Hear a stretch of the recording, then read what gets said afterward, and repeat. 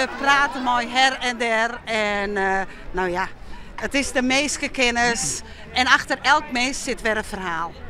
En dat jouwt ik weer een biening. Het is mijn vierde keer en ik denk wel dat het mijn zesde keer weer.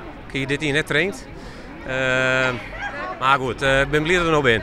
De organisatie is bottensprek naar het verin van de Alverstede Kuiertocht. We kunnen het dus eigenlijk net mooier voorstellen. De waas is dat we een beetje aan de koude kant. En er zijn mensen die hebben al wat spierverstijvingen op rond door die hardnekkige harde wind en die koude temperatuur erbij.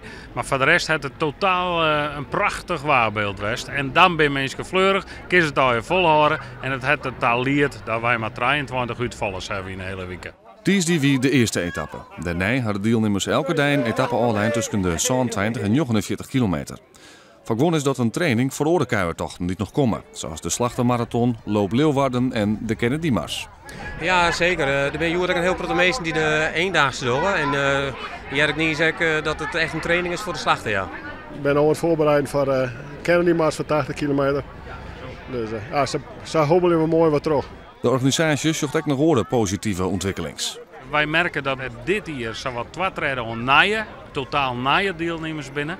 En die komen eigenlijk net alleen uit Friesland, maar die komen werkelijk uit alle hoeken en gaten van Nederland, zullen we maar zeggen.